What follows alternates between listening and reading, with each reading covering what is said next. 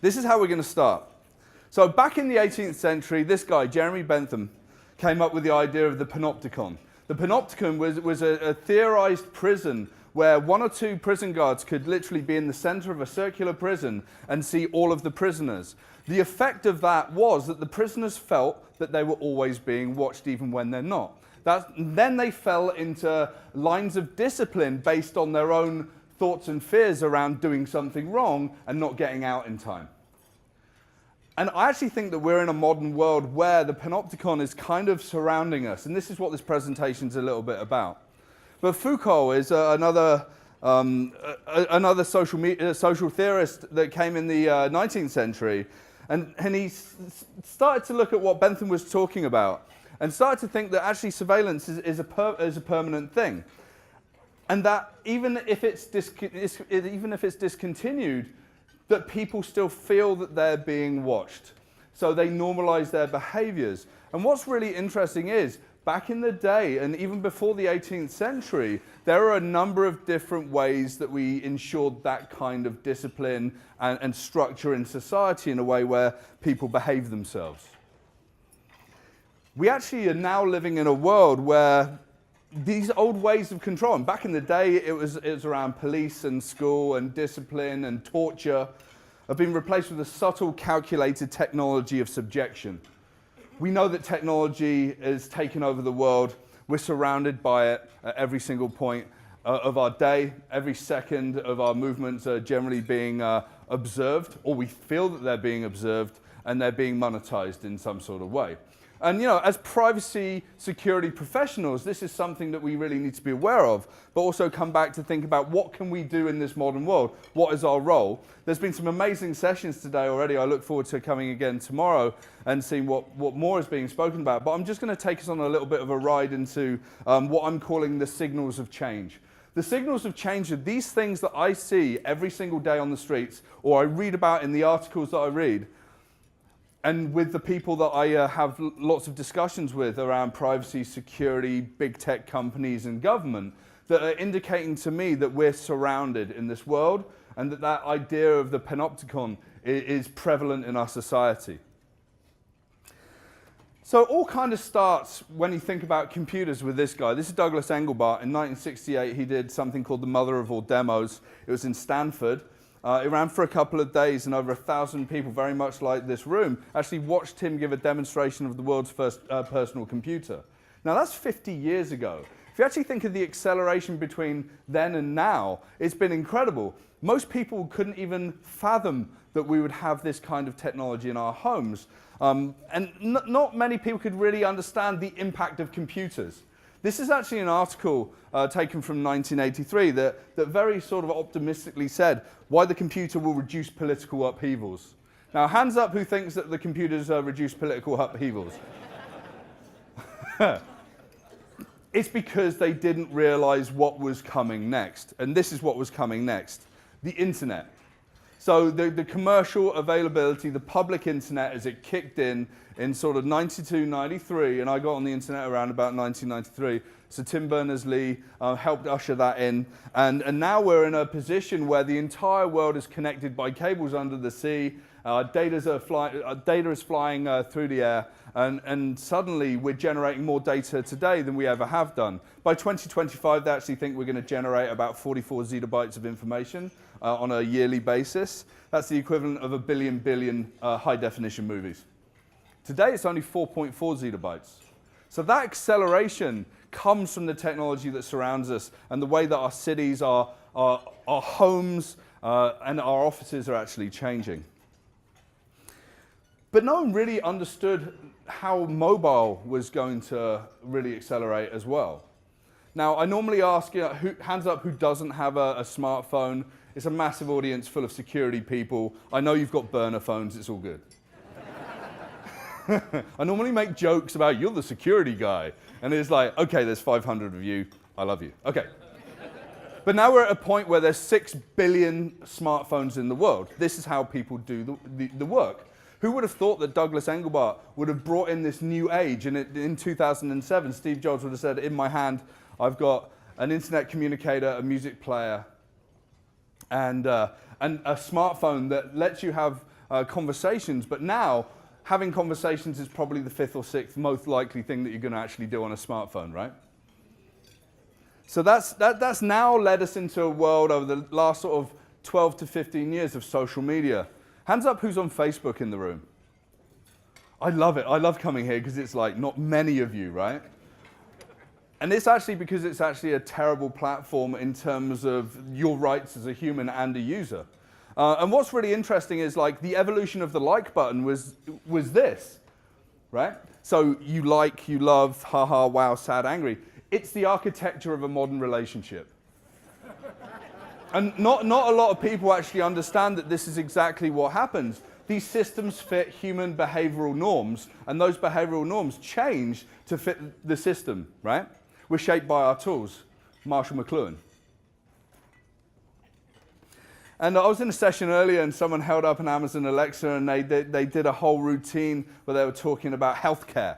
And Amazon Alexa was responding and being friendly and collecting information and then transmitting it to this gentleman's doctor. And that's really interesting to me. There have been tens of millions of these devices sold in North America. There are actually like triple or quadruple the amount of Google devices being sold. And there's Apple devices, and there's more coming out of China of various brands that are copycats. I find this to be one of the most pervasive and world-changing technologies, just because we don't really know that it's there most of the time. But if you have children and you have an Amazon Alexa in the room, you ultimately have a new big sister for them. In fact, Amazon came out with a version, the Echo Dot for Kids, where it would teach your kids manners. So fundamentally, this kind of device is replacing you as a parent. Now, I don't have one of these devices at home. I feel that it's too intrusive in my life. But there's something really interesting. This is the first time we've really seen input, which is voice and environment and sound, coming into a device, into a central repository where artificial intelligence, machine learning can train itself and then at scale push out responses to the behaviors that we want to see these machines to have. In fact, there's a lot of experimentation that's going on with these, and Amazon ran a competition, and one particular group trained it based on all of the conversations that were happening in Reddit and across a number of other social platforms as well. And in one case, it actually told someone to go and kill their foster parents. So this is actually really concerning to me, because it can take the good and the bad of who we are as humans, and it can feed it back to us. But not necessarily to us as being the people that were the origin of the thought or the sentiment, but at scale across millions of people, if not billions of people eventually. So when I start to see this technology, I start to understand that maybe you're going to start tiptoeing around and not talking so much because Amazon Alexa is probably listening to you. And then when we hit our high streets, we're starting to see an evolution of how we're just going to operate with normal daily chores, like going to the supermarket. Within 3 miles of every single Whole Foods is the majority of Americans that have got both Amazon Prime and earn over $100,000 in terms of a household income. And what's really interesting about this technology is it's enabled by cameras and sensors, RFID, and a number of different kinds of artificial intelligence that really watch what we do when we walk into a store. So take a look. 4 years ago, we started to wonder, what would shopping look like if you could walk into a store, grab what you want, and just go? What if we could weave the most advanced machine learning, computer vision, and AI into the very fabric of a store so you never have to wait in line? No lines, no checkouts, no registers. So if we're in this particular kind of system and ultimately we are part of the product, we're in a system that can influence how we behave in these stores. Now, if you think about the ideas of fast and slow thinking and what Daniel Kahneman is very well known for with reflexive and reflective thinking, we're going to not really consider what we're buying half as much as we would if it was going into our basket and then we're walking around the supermarket with it looking at us back in the face, right? So probably going to spend about 30 to 40% more every time you visit an Amazon store. But really, you walk in, you pick up what you want, you walk out. I used to call it shoplifting, and today we're calling it modern life, you know? So it's kind of interesting where we are. And now you've got Walmart and Microsoft and lots of other supermarkets that have got competitors to this kind of technology because they want to remove humans from the mix of the shopping aisles. And literally, we're going to have humans that are literally concierges to help you spend more money versus just to ring it up at the till and help you pack your bags. And then on the streets, we're starting to see some really interesting things happen in terms of CCTV and surveillance cameras. I grew up in the UK. I worked for many years in London. I'm literally used to waking up every day and having dozens of cameras in my face. It's called safety. I've almost been blown up 3 times, so I don't mind it so much. There's some urgency around this. But these are surveillance, high-definition surveillance cameras in China. And if you jaywalk, within like a minute of you jaywalking, you will be actually submitted with a fine. And you will go into a database, and potentially there's going to be an impact on your social credit score, which has got a larger impact on how you can operate in China. I'm not going to talk about the social credit system so much today because it is kind of undefined as we sit, but it's something definitely worth looking at. And then I started to think, yeah, okay, so once we're not just volunteering our information, what other things are happening? And this is actually a program that's happening down in California. The array of cameras on this aircraft records high-resolution images of a 25 square mile area for up to 6 hours. It can track every person and vehicle on the ground, beaming back the pictures in real time. It's citywide surveillance on an unprecedented scale. What we essentially do is a live version of Google Earth, only with a full TiVo capability. It allows us to rewind time and go back and see events that we didn't know occurred In time. I think that this is a normalized kind of behavior around surveillance that we're going to see going ahead. That collection of information in real time, we're no longer going to be seeing those Google cars driving around collecting that information about, you know, how the streets work. By the way, Google Maps isn't very good to use in Victoria, so I found out yesterday as well. But the knock-on effect of this is that collection of data from surveillance cameras, from these kinds of eye in the sky, actually come into predictive policing models. And dozens of cities in North America have deployed predictive policing programs to try and work out the hotspots of where something is likely to happen next. Has everyone seen a Minority Report? Yeah? Maybe it's not like 3 psychic ability people in a flotation tank, right? But it's much more scientific and rigid and something that we can apply artificial intelligence to. And then it gets really, really interesting when I start to think, oh, what about sending hundreds of satellites into space and them taking high-definition pictures of us down on the ground?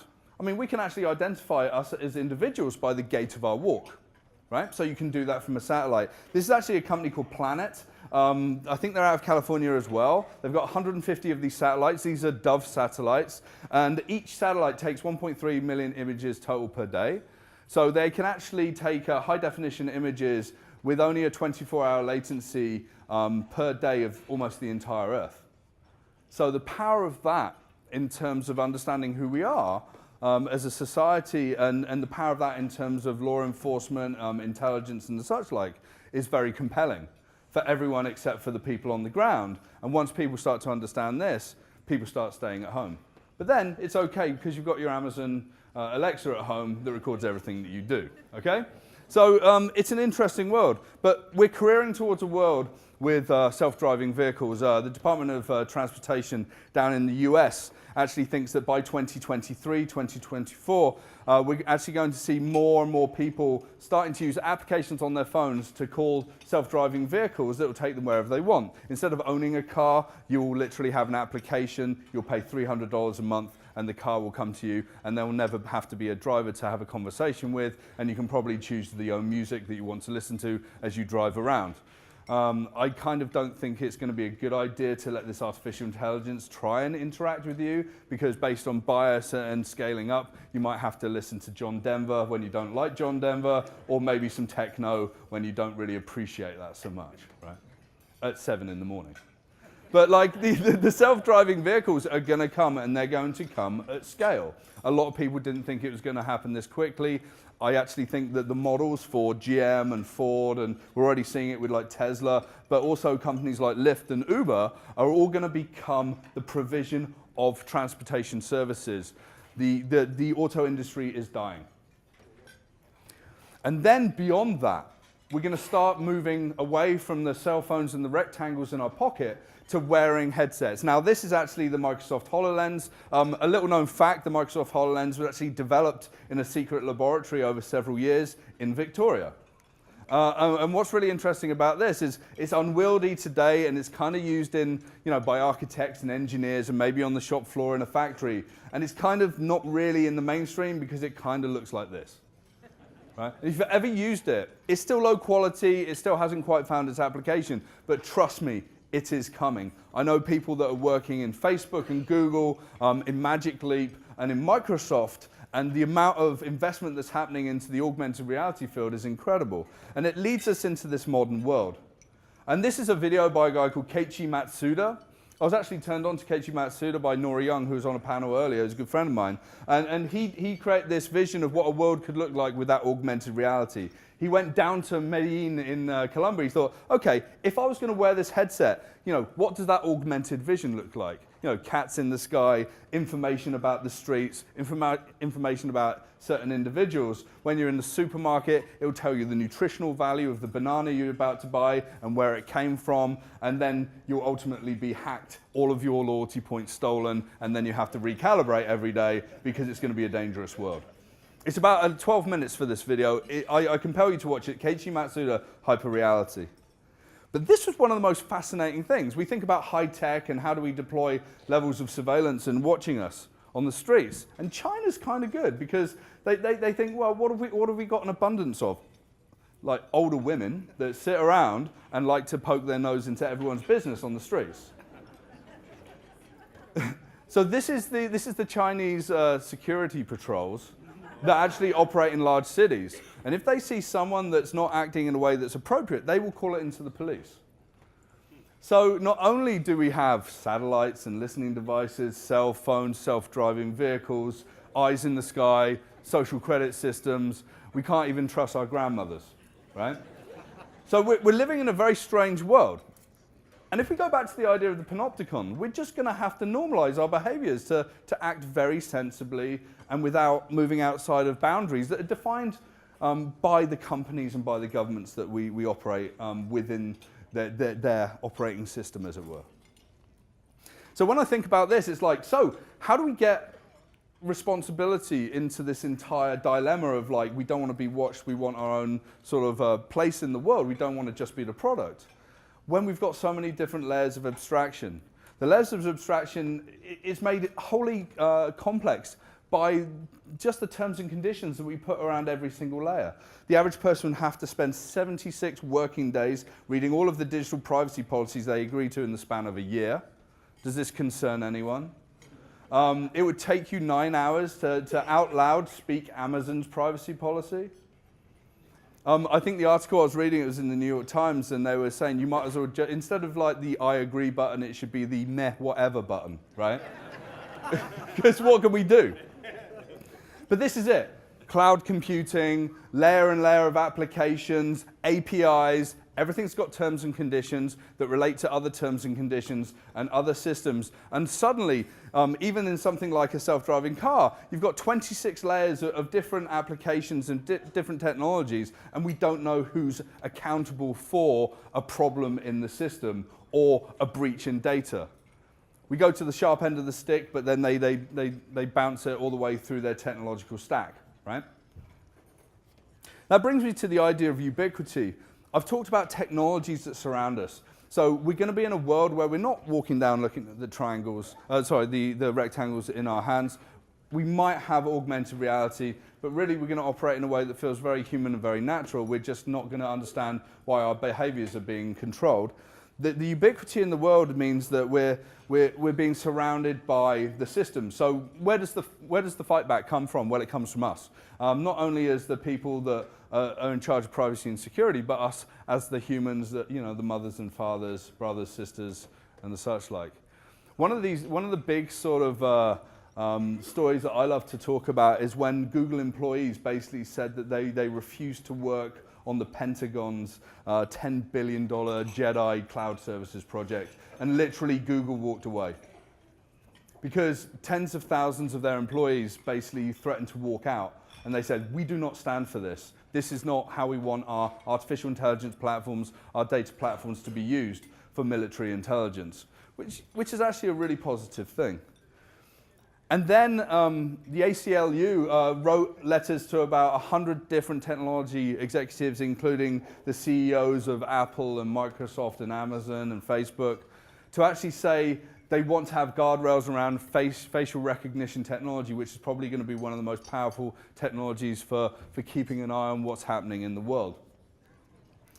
And then you've got these big thinkers. So if you've never heard of these three guys and the Electronic Frontier Foundation, go and find out who they are. So the top left is a guy called Jaron Lanier, and he talks about how privacy and information has been skewed by social networking and modern services, and how we need to take back control. How the modern world is about us having control of data, us owning who we are, and actually being able to use that in a microtransactional world. Then we've got Douglas Rushkoff. In 1994, I read his book, Siberia. It fundamentally changed how I look at the world. He's just written a new book called Team Human. Go and read about how the world's culture operates within technology. Douglas Rushkoff's incredible. He's also got a Team Human podcast. Go and check that out. And obviously Tim Berners-Lee. And he came out with a new technology called Solid about decentralized internet last year. That's awesome. And obviously, I really support the Electronic Frontier Foundation because digital rights are human rights. And then we've got this. Thank you. I didn't expect to get a clap for that. It's awesome. But yeah, I actually donate every year to the EFF.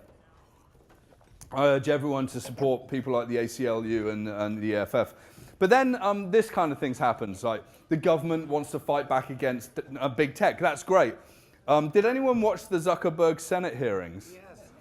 Let's put a bunch of people that don't understand how to put socks on in the morning to have a conversation about social networking and the internet with the guy that basically created the new internet, okay? What was really interesting about watching this last year was it was big government, the US government, against big tech more than it was against Facebook. And the UK have gone one step further by even intercepting documents from their lawyers at the airport before they could actually leave the country, and using that because Facebook wouldn't even turn up to the hearings in the UK alongside Google and other companies. You know, it's time for these companies to be held to rights. Let's just put the right people in the room with them, maybe people in the room here, and not some crazy senator from Tennessee. Seriously. So I normally talk for about 1 to 2 hours every time, so I don't have much time today, and we're coming towards the end of my talk. But I try to think about justice and who we are. Our human rights are fundamentally undermined by most terms and conditions that we sign up to. But where are the companies actually stepping in and working with us? Well, I think it's very good that we've got over 1,000 people in this room that deeply, deeply care about our rights. People that really want to work with the tech companies and with government and with the users to understand, what does balance in the world look like, and how can we empower people that use technology? Because a world where that empowerment happens is a world that's enabled from a financial, social, environmental perspective.